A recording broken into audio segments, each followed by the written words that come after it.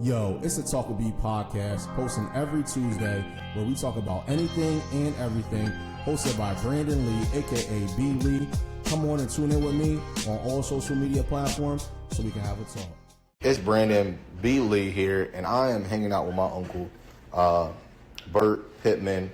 He is one of the original creators from the song We Got the Funk. So if you heard about this song, it first originally came from Positive Force. And of course, me being a creator that I am, whether it's music, whether it's art, whether it's just talking to somebody along the street, and I am honored to have him to be my uncle inside his family. So you know that the music and the passion and the artistic runs in my blood. So I have him with me here today, and of course, we're just sitting here just talking. So what's up, Uncle Bert? How you been? I'm doing pretty good, man. All right. Yeah. How you been? I'm good. Just hanging out. Yeah. And thank you for coming, Oh, yeah. talking with me, Yeah, no problem. doing our own thing. I appreciate you coming through. You came to my house one time, and we put together a song. Now, of course, me being a bull crapper that I am, I haven't gotten a chance to write to it and get to it. It was just, it's an amazing feeling To work with you. So I tell that to a lot of people. I don't have any friends. I cut them all off. To me, a friend is somebody that you can call in the middle of the night, and they'll come out and they'll fix your tire, bring you gas if you break down. Yeah. And I remember you were saying, because I was telling you how I've worked with so many people in this Harrisburg area, and they weren't. It didn't seem like I had the support when it came to music. Yeah, I don't have the support neither. So we were both in the same boat, right? Right. So the thing is, you told me, you was like, you know what, you need to hang around more musicians. Right. And I told you that, I've been to a couple of studios here in the Harrisburg area, and people were saying that they kind of outcasted me. I felt as though, because maybe I have a really good talent. Mm-hmm. I like to consider myself the next Rick Rubin. So he's a producer. Do you know Rick Rubin? Have you heard of him? No, I never. All right, he's a producer. So he worked with Jay-Z, he worked with Slayer and Metallica and reggae. He does all types of genres of music. After my time. Yeah. You said it was before or after? No, after. All right, so I'm old. Yeah. So he's that's why I kind of felt like the people here in Harrisburg kind of feel, that we're more like competition instead of, working together. Just crabs in a barrel. But what do you like? I remember we were talking, and you were saying that you had an opportunity to work with Santana back in your day. No, I was up in New York. Okay. I was at this club, Manhattan, Lower Manhattan, and he was up there basically bullying everybody. He just bullying everybody. Yeah. His playing wasn't that great, but everybody was basically scared of it. Most of the guys in there was, beginners and guys ain't been playing that long. So he was in there, showing off. I happened to walk in there, and it was a guy named, I don't know where he got that name. He always used to wear cowboy hats and cowboy clothes. Everybody called him Valdez. He said, "Bert, come on up and play with him." I said, "No, I don't want to go and play with him. He sound like garbage." He said, "But he's Santana." I said, "Well, something wrong with him, because he didn't sound that way when I was younger. He sound much better than that." Yeah. And I went up there, and I went up and played with him, and he walked off the stage. You played with Santana? We was on the same stage. No way. He walked off the stage. Dang. Yep. It sounded like he was kind of stubborn or really rude. He couldn't believe that anybody could play upside down and backwards can outplay him. Okay, all right. So you played upside down and backwards? Yes, I played the right-hand guitar upside down and backwards, because I'm left-handed. Okay. And I didn't want to change my strings around because I paid a lot of money for my guitar. All right. And it probably would have ruined it, because you got to get a brand new nut at the top. Yeah. Because you got a right-hand guitar, nut is on the right, the high string is on the right side. But I needed the high string to be on the right side, the last groove. And you got that big old wide screw with that little string there, it be sliding back and forth, and it slide out of tune. I ain't gonna be able to tune it up. And at the time when I got my guitar, especially in Harrisburg, man, Harrisburg is a little small place. And you didn't have the opportunities and the equipment that they can get to buy a left-hand guitar. So I had to deal with a right-hand guitar and all my life. Until today, I got my right-hand guitar, and I never bought a left-hand guitar. Now when you first were looking for a guitar, did you try to find a right-hand guitar, or you just that was only the left one? Or the left-hand? Left-hand guitar. All right. Not really. All right. Did you know that they had a left or a right? At the time, no, I didn't. I was only 13. All right. You know? What made you pick up the guitar? What drew you to pick up that guitar? Well, when we were younger, I used to listen, I had some friends called Greg Buford. Buford, what we call Bum Bum. Now his name is Hiroshi. And his brother, and his dad, his dad was a jazz musician. Greg played drum at the time. Bum Bum played trumpet, and I was singing. We had a band called Al and the Epics. I was singing. We only played one song. And I was singing it. It was called Hold On, I'm Coming by Sam and Dave. Okay. Written by Isaac Hayes. Wow. They're in a lawsuit right now for that song. So, one year, for Christmas, I got me a little organ, little Emily organ, thing like this, a plastic organ and everything. And my brother Lloyd got a guitar. All right. A plastic guitar. A plastic one? Yeah, it was like... Was it like a kid guitar? Or? Yeah, you put the you put water on the rubber things and it stick to the plastic, the pickup. Okay. And you plug the pickup in, and he put the guitar down, and I picked the guitar up. I was playing like on one string, and it was a song by James Brown called "Popcorn," and I picked up the what's the name? I picked up the bass line. Yeah. I didn't know anything about chords, so I didn't even mess with all the rest of the string. I played on one string. Yeah. And I picked that up, and I was able to pick up the right notes. Wow. And then again, Dad played guitar. He owned the guitar. He really wasn't playing. He played that same song for almost 30 years. Never put his hand on the guitar. He was just strumming it. Was it your dad or you? My dad. They call him Popeye. I don't think you remember him. No, it's yeah. me. And he, then his brother played, then his dad played. They all played. But, they weren't trying to learn anything. They just played blues, They knew one chord or two chords that they played that all the time, and they were just humming and singing and moving their head around. They wound down on that kind of stuff for a hectic day. Okay. Play the guitar. And I never thought about it, so when I picked that up, I stopped playing the keyboard. Okay. So my brother, he went to the keyboard, and I wanted to play guitar. Matter of fact, he was teaching me trumpet. So I learned the trumpet just to see scale. Then I got out of that, I started playing guitar strictly. I went down and got me some lessons from a place called Truths on, what's the name of the street? Square. Okay. There was a music store down there, was Truth. That's the only music store I know about. Yeah. So I got in high school. Then we started going over to Lemoyne and going to Ray's music shop. Music. There was Ray's Music, yeah. Ray's Music. They had a lot of stuff over there. Truth was more like a piano store. All right. They had pianos. Ray's had piano, but they had another store that sold piano. Truth had piano there. They had horns and everything. They didn't have no horns. I can't remember they didn't have no horns. You had to go down to Clocks down in High Spire. Okay. There's a music store down in High Spire called Clocks. Now, around what year was this? Oh man, that was in the 70s, man. That was in the 70s, man. Learned how to play guitar by a guy named Mr. Miller down at Truth. He taught me the music. All right. But I couldn't play. I could play what I seen on the chart. Just out playing, I couldn't play. I had to read before I could play. And I only knew one song. All right. And that was old country song he taught me. Proud to be an Okie from Muskogee. That sounds like a crazy song. I'm proud to be an Okie from Muskogee. Yeah. It was just a dent song. All right. It was a country song. Sound like a country folk song or something. Yeah, it was like a country that. song.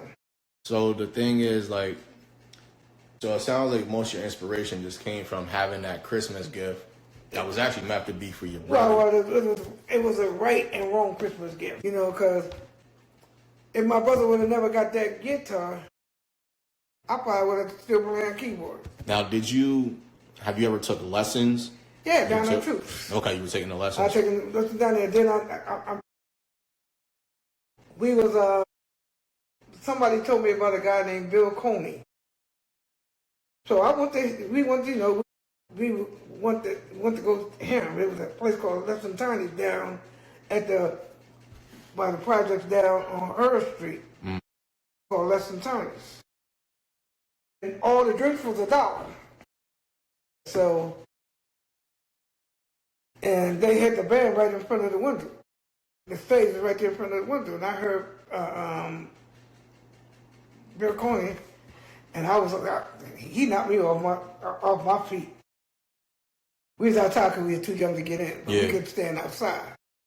I mean, he knocked me off my feet, man. It was like, I said, man, I dug his style, the way he plays, man, and all the feeling that he had in between the chord changes, right, and how full the chords was, and the melodies between the chords. Okay.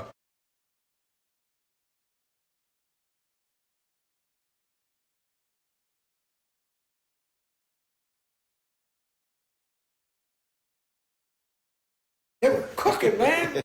I said, man. And he was still keeping that rhythm going. The whole time. The whole time you heard it. And everything was just flowing right. Man, I don't want to hear nobody else. They try to get me to play like Hendrix, because I left her that. I don't want to play that. George Benson, I don't want to hear that. Together, you were saying you like neo soul. Neo soul. Yeah, okay. I like music with chords.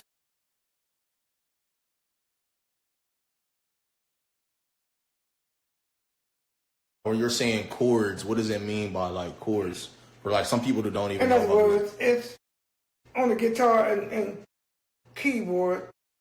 Let's say you have a triad. Triad means 3. Okay. You got 1, you got the 3, and you got the 5. All right. 1, 3, and 5. Okay. If you play the C chord, you have C is number 1. Yeah. You got D number 2, E number 3. Okay. And then you got F and G. It's number 5. Okay. From C to G is 5 steps. So you play the 3 chords called triads, and you play them together. That is the chord. That's the sound of a chord. Okay. Okay. Now you want to get really involved into a whole lot of. You make it embellish it to another note. You play the B. You play the 7th. That means it's a C major 7. And then you can go in and. I go on forever with this. Yeah, that's fine. We got time. We got time. You got the A, the 6. Sometimes you can play 1, 3, and 6. That means that's a 6 chord because you took out the 5 and put the 6 in. Okay. And the B is the 7th. You can't play. The C is 8. It's the same C down at the bottom of the keyboard. Okay. All right. You go to the D. That's your 11th. Okay. Okay. I'm a visual person, so when I get with you one-on-one, because I want to get some lessons with you, man, you gotta show me some of that. So, was there ever a time that you felt like you wanted to quit or give up the guitar or just stop music? Yeah. I stopped playing 7 years. You stopped for 7 years? 7 years. Wow. So when you picked that guitar back up after, I suck. All right, that's how long did it take you to get to that point? Like, to get it back to where you was in the beginning. It takes a strong person to realize that they suck too, from starting something and coming back. It took me almost, I'd say about 6 months. Yeah. Now when coming back, right, 6 months. So were you practicing every day, or was it like every here and then, or was you just like hop back in? When you practice, you practice every day. First thing I did was run over scales. Okay. They do re mi fa sol la ti do. You know, that's gonna one to 8 or 1 to 12. You know, all that other stuff. You know, I play the pentatonic. Penta means 5. That's 5 is 5 notes in the scale, and then you got the hexatonic, which is 6 notes. I'm getting crazy with this. And, nah, that's fine. I'm writing notes right now. I don't want you to think I'm texting, but I'm making notes to ask you some questions. This is off the top of the head. We just talking. So I practiced them, you know, because basically I knew the chords. I knew the position of the chords. It just playing them in time and rhythm. You know, once it's just like riding a bike. You never forget.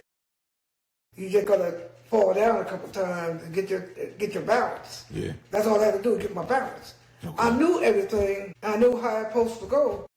Fingers wasn't following it. Wasn't developing enough.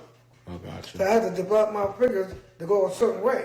And once I did that, and most of the time, I just sit down here and do this, do that. On the piano? No, or keyboard? right here. Wow. I do that. I still do that today. Yeah. You know, because I kind of like fell off a little bit. Yeah. At one point, I couldn't play. Yeah. Because I got some new hips, and I got like 3 discs in my back. They kind of slightly move. Yeah. And you got to have everything lined up. I mean, to play. Man, I could go over stuff lightning fast, man. Lightning fast. My technique was all that. Now I got to practice technique now. Wow. I got to get back, because at one time I couldn't play at all. Yeah. Nada. I didn't know, I didn't put my hands on it because my back was, I got to get my back aligned up. I got to do a chiropractor if they could do that. Now, when you play now, do you have to sit down or are you able to stand up?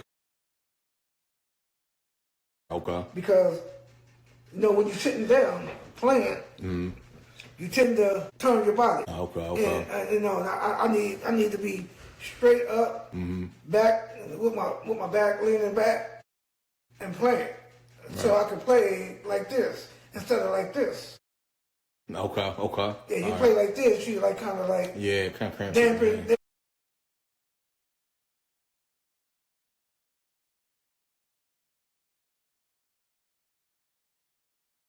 It got freedom.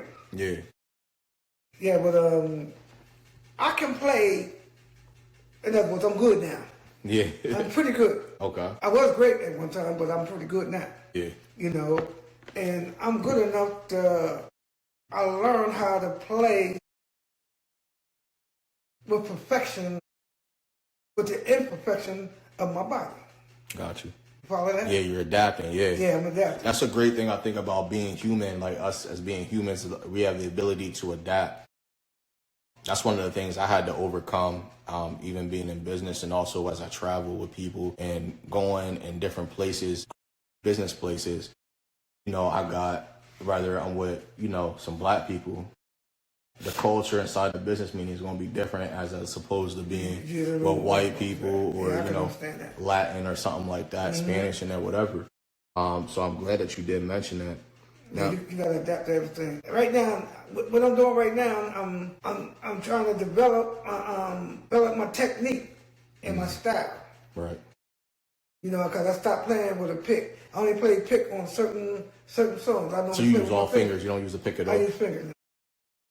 You know, because when I wrote the song for Positive Force Express, I wrote them on acoustic guitar, and I never use a pick when I'm playing acoustic guitar.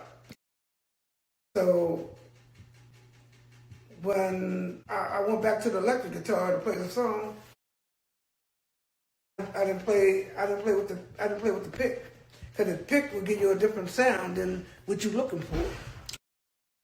The pick make it bright. Yeah, like crisp almost. Yeah, and normally when I play with Positive Force Express, not Positive Force Express, Positive Force Experience. Okay. I normally don't play with a pick. In certain songs, I play with a pick. Right. The song called Backstabber. Now these are all new songs that I wrote. Okay. And most of the time, because it give me a real soft, soul sound. You know, them guys, you know, a lot of guys, they play with a pick, but you know, it's a different style of everything. Like I might hit my chord, and somebody that don't know nothing about that style. I know this one guy named Cedric Lawson. He plays guitar. He's a great musician. And I was playing some of the chords that I played. He said, man, what you teach me that, man? I said, man, ain't nothing but I said, well, nothing but an E flat major 9. He said, no, it's not. I said, what you mean it's not? He said, you doing something. He said, I can hit that same chord and they're gonna sound like that. Now that's what they call, that what it come in, what they call culture or style. Yeah. He played regular. All right. I developed a culture and a style. He heard my style. Right. He knew what the chord was, but he heard my style. I changed it. And I'll take that, I hammer off on one note in there, like the 5. I hammer off on that to the 9. With being hammer, you hit it and you flick to the 9. 5 9. It go down, down. I got that droom. And every chord I play, it don't matter what chord I play, droom. And then I got a droom, and I like kind of like vibrate it. The and vibrato. Vibrato. Yeah. I said, you know, it got that every chord I play like that. So I like that you said vibrato because this past year I went to a Slayer concert at Hershey, and they haven't went on tour in a long time. Right. Although it wasn't everybody there because a lot of the people, I was excited because they were doing vibrato without hitting, what's it, the whammy bar? Yeah, whammy bar. Yeah, he did it there, and I appreciate that, you know what I mean? You know, I had one guitar because a Fender Mustang from Fender. It had a whammy bar on it, but I didn't know. I took it off. Yeah. I didn't know. Yeah, I know what it was. You know, I played with it sometimes. I just don't like the way it said. You know, you hit it on sometimes. Took the guitar out of tune. Okay, yeah. And then you take your hand off it go back in tune. Right. I had no idea how to use that because ain't nobody showed it to me. Yeah. When I got with the old man down, Mr. Miller, he was playing a box, you know, he was playing a thick guitar. Okay. And then my man, he was playing like what was he playing? What was Bill playing? I think Bill was playing like a Les Paul. All right. Gibson. And they didn't have none of that stuff on it. Okay. And that's when I never learned how to use them. You know, matter of fact, Hendrix didn't use all that stuff that you hear with Hendrix. Yeah. I don't really listen that much to Hendrix. I can't really get into his music. I'm gonna try to redo it again. What song did you hear? I don't even remember. I listened to a lot of Prince because I guess he got more vocal. Well, Prince, all them rock guys. Yeah. They learned from Hendrix. Ain't nothing like Hendrix. Ain't nothing like Hendrix. So I'm guessing your favorite guitarist is Hendrix then? Jimmy Hendrix? Who's your favorite guitarist? Me. That's what I like to hear. That's what I'm talking about. That's what I like to hear. Yes, sir. I'm not gonna put nobody over me. There you go. All right. Now, guitar players that I like. Yeah. Hendrix was one at that time. Okay. When I was young, I was looking for a style. All right. And I didn't want to play Hendrix style because everybody said, "Oh, you copying off Hendrix?" Yeah. You know, I had an R&B band. Okay. You know, we were playing Cool in the Gang. We were playing. I had to play what the group wanted to play. Yeah. And Hendrix, I couldn't fit Hendrix in that. I couldn't really put George Benson in it. I was playing left-hand guitar, you know, so yeah. I played the guitar upside down. I was thinking about buying a left-hand guitar at my age now. Maybe I can learn how to play. I got to think backwards now. All right. Even though that's the right way. You know, I got to think back because that's the right way. But you know, left-hand guitar, I got to take what I learned this way, and I got to turn it this way. All right. Okay. That's going to take some time. Now, were you saying that, you know, you were saying how the bridge and all that, how to properly hold it. When I was younger, I remember you gave me some lessons. I was probably like in elementary, like 7 or 8 years old. Mm-hmm. And my grandma got me, your sister, she got me a guitar from Media Play. Mm-hmm. So most people probably don't know. If you know, Media Play's been around for quite some time. Yeah, I remember that. But they're not around anymore. Media Play, that guitar, I didn't stick. It was hard for me to stick with the guitar. Yeah, and I think it wasn't fitted for me. anything that you got to sit down and play, you have to have the love for it. Right. If you ain't got the love for it, don't even do it. Yeah. You ain't got the love for piano. It takes a lifetime of work. Right. I'm still learning stuff. Staying green. I talked about that before. Staying green, being able to. Even though I create songs all the time, some days I might take off for maybe 2-3 days a week, but my mind is still practicing. Yeah, I know what to do, and I know how to do it. I know how to get good in a short period of time. Okay. You got to have, like I said, knowledge and the right knowledge. Everybody can have knowledge, Right. but you ain't got the right knowledge. You're going to be just as dumb as people ain't even. A brother of mine told me, he said, anybody can have knowledge, but it's applied knowledge that makes a difference. Yeah, that means right knowledge. Yeah. I call it right knowledge. You can call it anything you want. Yes, sir. But you ain't got the right knowledge, you ain't going to be able to succeed in nothing. Now, I was getting ready to ask you, do you feel as though you mastered your craft? Oh, no. All right, so you don't? No, Okay. that's a lot for me to learn. I got this, my body I'm not going along with me sometimes, even when my body was right. I could fly along, I could do everything I wanted to do. Now, basically, I want to get back to that, but I got to go through a whole lot of body work. I don't know if my body can handle it, but the body work to get to where you're at? Yeah, because everything connected. Something in your body is go left. You ain't gonna be able to do the same things you used to do. Yeah. Just like my man, he got that Achilles tear. Yeah. He had to put in a whole lot of work. Yeah. Even come back in 10 months. Right. I came back in 3 months. Yeah. At one point, man, I stopped. I couldn't play. Yeah. No matter what I did, and every now and then, like right now, my fingers they tingle a little bit. Yeah. But I worked that out. How do you handle the tingling and working that out? Like, say you're at a show, with positive force or whatever. No. Does it ever stop you from playing? It's not constant. Okay. It's like if I go and play, if I go upstairs and play, you ain't gonna hear nothing. I mean, it's just that sometimes the blood might not be flowing through your fingers. Yeah. If that would tingling come from blood. I got you. Yeah. It could come from stuff that you might put on your hands like lotion or stuff. Yeah. It could come from that. It just slows down your blood. I got you. But my fingers are fluent. Mm-hmm. It just said it ain't going along with the bones in my back. Mm-hmm. Once they can push them discs up into my back, right? Mm-hmm. It just like This is gonna have to be how it is right now. Yeah, so I gotta do what I got to do.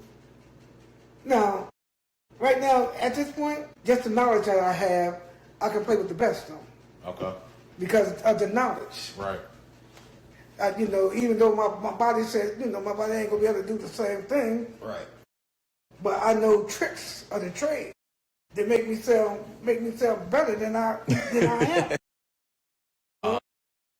I know all the notes, I know all the scales. I just took, which eventually I was gonna do that. When I was younger, man, I just flying all over the place. I didn't care. I didn't care. But when you got guys and you're younger, you got guys, leading you on and everything. You make a lot of mistakes. Yeah. Because you're going to try to do what they did, do what they telling you to do. Right. And well, that kind of goes back to what I was saying, how I cut a lot of my friends off. Yeah. I thought were my friends. But, they was actually really holding me back. So now I feel like I'm growing and doing what I like to do, which is talking to people. But you got to have some friends, man. You got to have somebody you can go to. I haven't found the right ones yet. I consider you, though. I got to really get back with you. I've been working a lot, but... Yeah, but I'm just saying, the thing is, you can't do it alone. Yeah. Even though my man put this stuff together, he going to need it to take it somewhere. Right. And then he can put it on another level. Mm-hmm. Then that guy take it somewhere and put it on another level. Mm-hmm. And it's all different type of levels. Okay. It all depends where you want to wind up at. You wind up on the highest level, like where Prince was. Yeah. The boy was miserable every day. Yeah. Michael Jackson, all them guys are miserable because they don't have a life. Their life ain't theirs no more. Yeah. Because they chose to be a superstar. You know, like I said, do you know who you are? You lose your whole self. You ain't belong to yourself no more. Is that a song, Superstar You Know You Are? Yeah, it's called the song Superstar. I forgot who wrote it. I'm going to have to look at that. I'm going to have to get that. I like that song. Like, you know, like Sly said, everybody want to be a star. Sly Stone. He said, everybody want to be a star. He said, everybody want to be a star. You know, it's Sly and the Family Stones.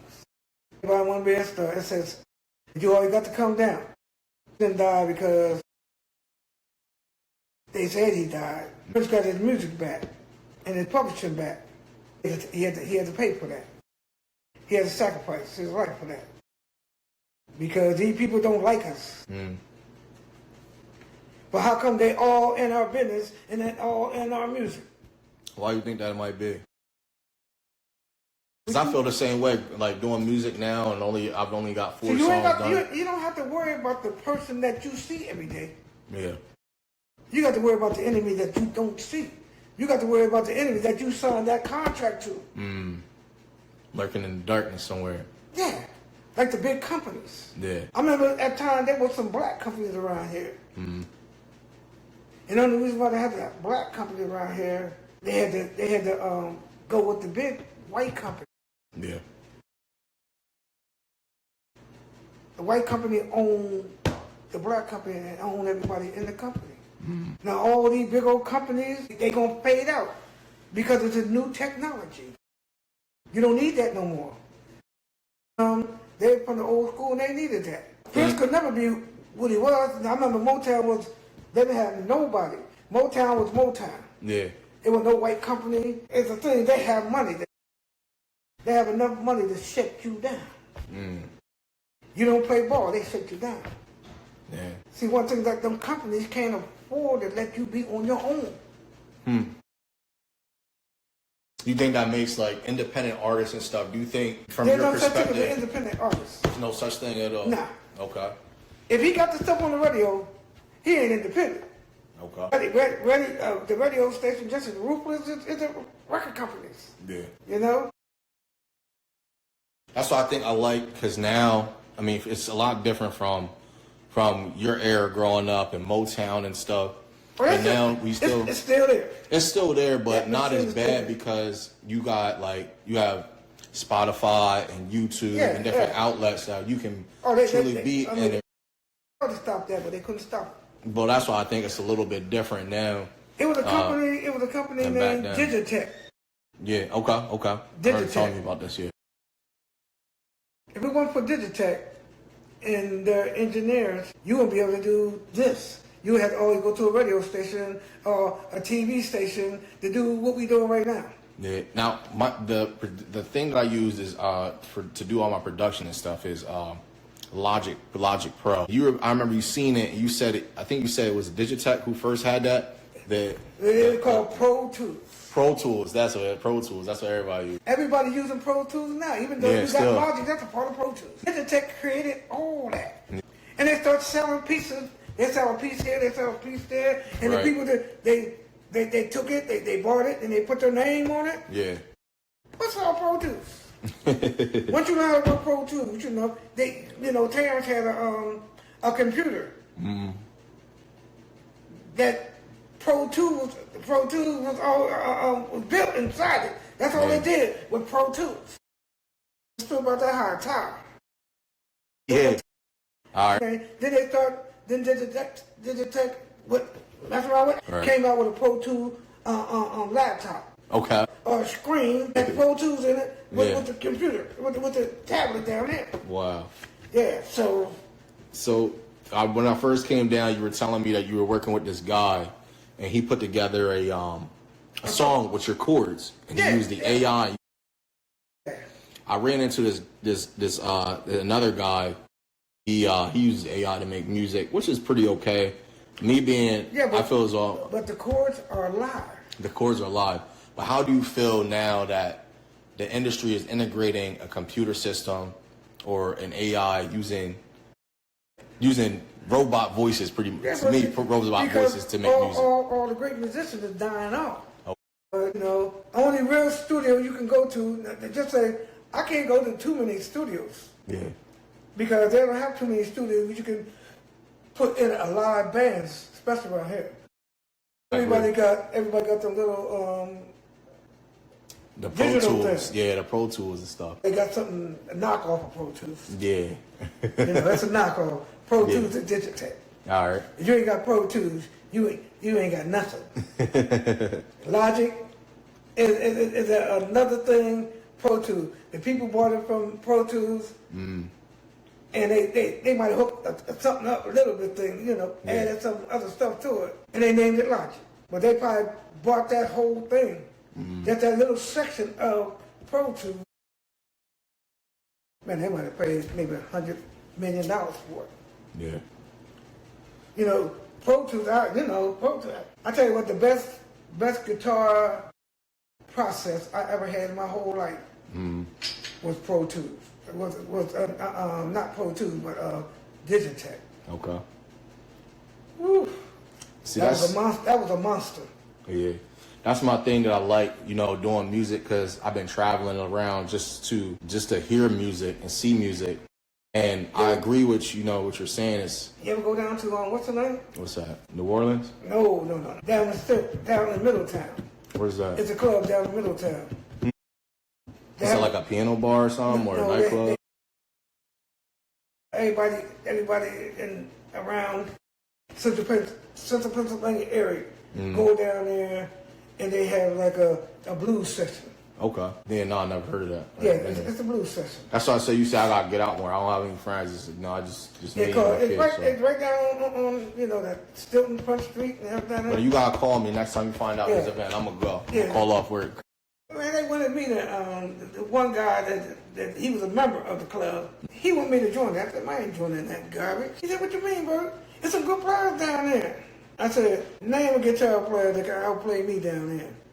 I said, name one can outplay me. Just name me somebody that can play more than just 3 chords. Tell me anybody down there that can play a major 7 chord or a 6/9 chord. Name one person. I don't know. And I said, and I told him, I said, you can't name me that one person. See, certain things, all these guys go down there and think they can play blues. Blues ain't about playing. What's blues? Blues about living. Living, feeling it. Yeah. See, blues came out of the Delta. Okay. And Louisiana, Mississippi, Alabama, all down in the sticks. Yeah. They worked all day on the cotton field. Right, yeah. And they had to release their attitude and their anger. Yeah. And what made them peaceful, they playing the blues. And they wrote, all the songs that they wrote was about their lives. And the kids' lives. And the way they was living. Yeah. The white boy living in Bellevue Park, he can't play the blues. Yeah. They think blues is just a bunch of notes. Even with B.B. King, them guys from England, they came over there and tried to steal everything that these old guys had. All right. But you can't steal feeling. Yeah, there you go. You got to live that soul that lights it all up. You got to live there. When B.B. King played that note, bing, yeah, it hits. that was his life. Yeah. That was something in his life that somebody said no to him. Yeah. Somebody took something from him. Yeah. That note meant something. That's why he played. Yeah. And then no matter what key it was in, it was the same beat. You can name anything with a beat. That'll be the right note. It's amazing that you say that, because that's why I said, like, I'm so diverse with music and different backgrounds. I listen to music even from China and Israel and everything. No matter where you hear it is. No matter where you hear that. Even Russian music, all that. It came from us. If it weren't for black people, there would be no music in this world. I think it even goes way back further than that to even. It went back to Africa. Like everything comes from Africa. I mean, if you really look at the map before you come in there, how everything was all together before the continental shift, it was all in one. See, and the Africans think that the black people in the United States don't have no culture. Yeah. You know why? Think it's got changed or taken away? No. Why is that? We are the culture. I like that. Everything that you do. Yeah. Everything that you think. Is black American culture. Yeah. Number one, there would be no oil pump. There would be no air conditioning. I feel like, you said you need to go somewhere and you got to learn the inventions that black people created. There would be no phone. Yeah, I think I should have had this podcast last month during February because we in March, that was Black History Month. Yeah. You sitting here putting some knowledge every on me. month is Black History Month because you're going to be black every month. Yes, you're right about that. You're right about that. So Black history don't stop just for 1 month.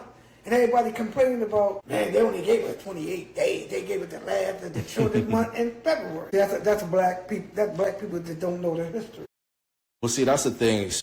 I mean, even as I grow up, because I wrote a book, I gave you that copy of that book, and I talk a lot about race. And growing up, I was raised in the suburb areas. And then when I talk to, my people, I don't care. It doesn't affect me now. But when I talk to, I don't want to say my people, but when I talk to black people, sometimes the way I talk was too proper. They would say, or they joke on me when I was in school, when I had to switch schools, I went to, like all black school. Right? Yeah, I went to Harrisburg for a little bit. Yeah. I went through that homeless period with my mom and stuff, but they would make fun of me the way I talk. But to me, I was talking proper. But in our culture, we feel as though using slang and different type of things is the way to talk. Yeah, but I'm saying you was forced to talk that because everybody around you talked the same way. Right. So you had to talk like them to fit in with them. But as I get older now, and as I travel around and I talk to other black people who are not even hood, but have degrees and stuff, I figure the way I talk, it's really, I don't think it's like an educational thing. Oh, I know. That's what I was getting to get at. Because I ran into some. Talk that way. Yeah, but they exactly. get the neighborhood. They more hood than you. What I know is that what I learned is that's a gift. I was talking about earlier being able to change, to adapt, being a human, right? So that was a good thing. And I used to figure the way I talk was, I used to beat myself up about it, but I ended up accepting it and knowing that was a gift to be able to talk, and that's why I started this podcast. Yeah, because you talk to anybody and anything. You remember my dad? Nah, that was. He died in I think he died in 2000 something. Well, I was born in is it Poppy? Yeah. Oh yeah, man. I used to eat all his vanilla wafers all the time. I ain't stealing from him. He give it to me. What does he do? Count his grapes. Yeah. Really. Somebody been in my grave. That's funny.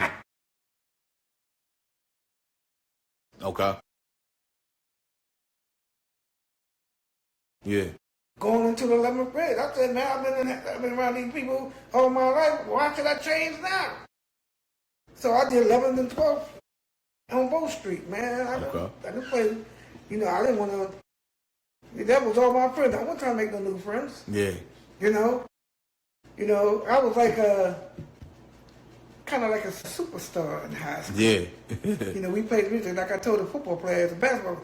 Hey man, you might have them Saturday afternoon, but I got them Friday night and Saturday night. Hey, there you go. The women all them nights. And I used to have an entourage just follow me around in school, man. Yeah. Now, I remember we were hanging out one time, like we were doing music, you and I. And you were telling me, I was asking you, what happened with the band and going back then. And like a lot of musicians, when I was talking about Slayer, musicians and not even musicians, just artists and celebrities, they always have like a drug or alcohol problem in the background. And when I talked to you, you said you ain't never do any drugs. You drank, but only socially and not even that much. Yeah. Which I wanted to mention because that's very important along with your story and how far along you came. What made you say so strong to stay away from that type of stuff, especially growing up in that era? Like that was during the crack epidemic and stuff like that. You know, it don't matter who I was around. I mean, I grew up around musicians. I didn't grow up around guys that didn't accomplish nothing or wasn't about nothing. You know, when I got into music, everybody I was around was all musicians. You couldn't, you know, we had, at one time we had a little scrap. But you ever notice when, you know, the guys that get jealous are the guys that can't get no woman. I don't know what the problem, they couldn't get no woman because they were dumb, they were stupid, and they did a lot of stupid stuff. Yeah. And a lot of girls didn't want to be around them because they didn't know how to act. Right. As a person. Being in the band, you know, a lot of girls liked us. And we was up on what's the name one time? The Y, up on 6th Street. We was playing up there. So these guys, they wanted to fight. So the guys uptown that could fight, they was all into the band. The guy said, well, I'm gonna fight this one guy. So we gonna fight. And at that time, they fought Brother Lloyd. He threw up his hand, the one guy, he tried to charge him, he picked him up and slammed him on the ground. While he slammed him on the ground, he could have wore him out. He just walked away from him and said, I don't want to fight. And it was like, you ever see the movie when the guy fall down and the light come down and you hear the voice, oh. And that's what it was. Years later, we come to find out that the guy was a cousin. Oh, wow. He picked him up, he body slammed him on his head. Yeah. He walked away from him and said, I don't want to fight. But, you know, as band musicians, together, we all can fight. You come up to one of us, you got to fight in your head. You better be able to fight. You got to be able to fight. We didn't play that. At the time, I was like a brown belt in karate. I never started nothing, but you know, I end most of my fights just by snatching them up and had the guy by his neck, and I was squeezing the neck, trying to squeeze my fingers to get around that thing.